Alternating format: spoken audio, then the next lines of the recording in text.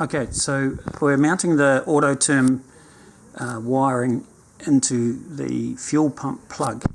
Now you must have this little plug. You see that they have an orientation.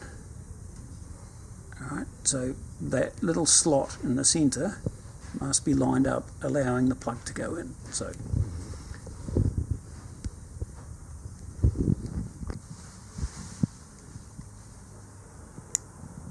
alright, and when you push it in,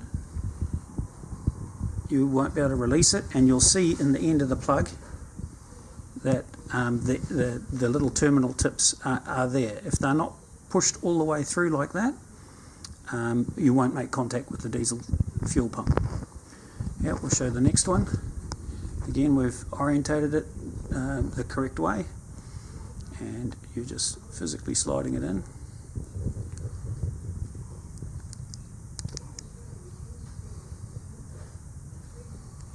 It's upside down.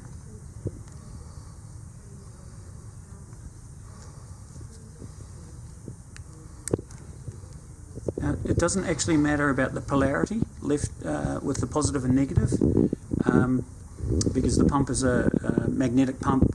All you're doing is applying a current to a short dose of current.